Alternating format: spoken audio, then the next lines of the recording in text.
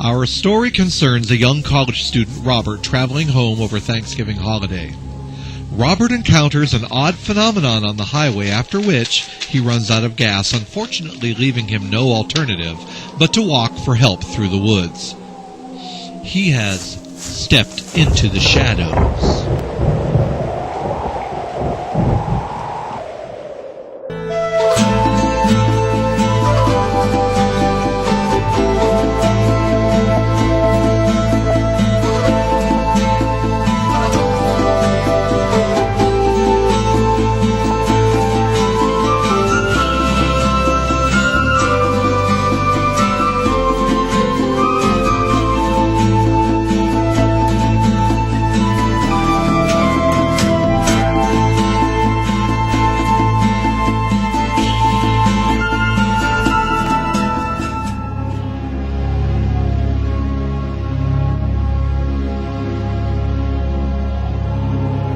I'm lost.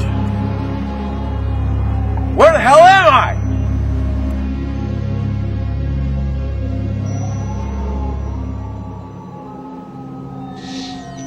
Cold and lost, the night quickly descending upon the forest. And what should Robert see just ahead? The glimmer of a campfire and a chance encounter that will change his entire future. An old man seated around the campfire. Robert decides to investigate this just a little closer, but not too closely. Maybe I'll stay hidden for the time being, he thinks to himself. Oh, you watch your wild TV shows. Boy! You gonna stand out there all night? Or you gonna come talk to an old man for a while?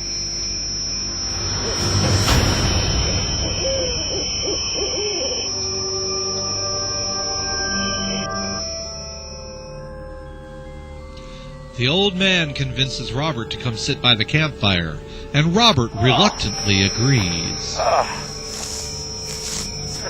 Have a seat here by the fire and warm yourself a bit. There you go. Oh, sitting down's the only thing I can do at my age. It feels good. It is a bit cold. That's right. And tell me something now, Robert. What in the world are you doing wandering around out in these woods by yourself at night? You know, I've been wandering around here for nearly 3 hours, and I don't know, just... Hey, how'd you know my name? I never told you my name. Well, surely you must have. Why, how else would I have known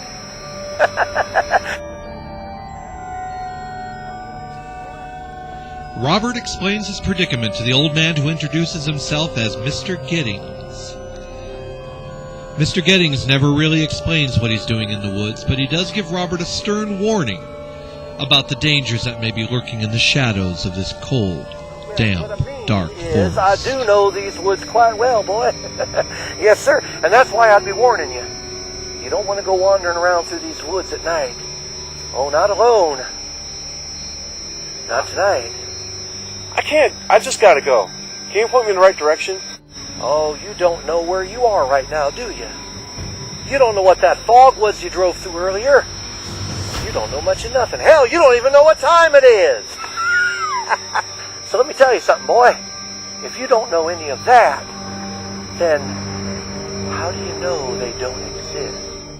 The old man proceeds to tell Robert some campfire tales. True stories, he says. Maybe for a little bit. Yeah. Good choice. You better sit back there, boy, and let me tell you a few stories about some things that have happened here in these woods. Why, maybe right here on this very spot where we're sitting now. The story he tells is of 3 friends since childhood. Matt, a genius with a bright future in science, Jade, an aspiring writer, and Bruce, well, a dysfunctional jerk.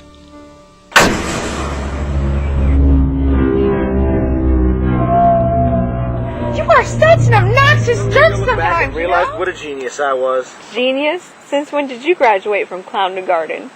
Oh, ha ha. Do you guys realize that we've known each other since we were 9 years old? We've spent every summer together. Every waking moment, you mean? Hell yeah. Bruce, Matt, and Jade are spending what may be their very last summer together. Friends from childhood now, Jade and Matt are going off to college, leaving Bruce alone. Bruce is feeling anxious. He comes from a dysfunctional family, an alcoholic mother who started drinking after his father was killed in a car accident just a year before.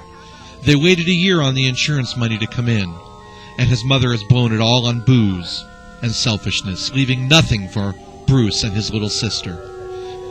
Bruce, the boy in red, is reluctant to tell Matt and Jade that his mother has selfishly squandered the settlement money from his father's tragic accident. So what to do? How would they spend this very last summer together? Look, school, okay? I don't need some damn college to prove myself. It's not like it's some freaking competition or anything. Competition? Who said anything about a competition?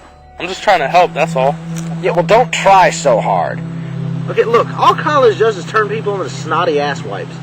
Watch, you see, a year from now, you'll both be dicks who'll think you're too proper and high and mighty to be seen with the likes of me. What? Let's just drop it, okay? We're just wasting what little time we have left. We're picking our cracks and we should be out there having the biggest, baddest summer blast we've ever had. I mean, before you know it, you guys will have to leave. Oh, is that what's wrong with you? You think that we're gonna leave you and forget all about you? Bruce has some very interesting ideas about what they should do to make this summer memorable. Well, what the hell do we do with the summer? This is our last summer together. How can we make it memorable? I got it. We could always have a three-way. One of them finally voices a more reasonable idea, an idea that strikes a chord in all of them. Why not go back and revisit their past, they think. Back to a small secluded area in the woods that they called the perfect place. A refuge when they were 9 and 10 years old from the cruel world. Truly their perfect place. A trip down memory lane. Oh, God. We haven't been there in forever. I don't even remember how long.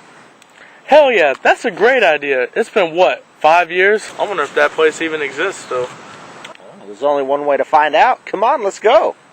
Wait, you got nerve calling me a wimp. How soon you forget the past.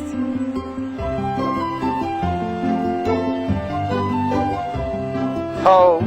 Queer. Ho's queen. Jock scab farmer. Balance oscillator. Egghead. Assuming someone has... Jay! What? It's the old magician's house. So, I see it hasn't changed at all. It's still as creepy as ever. Still nasty as hell, too. And still haunted.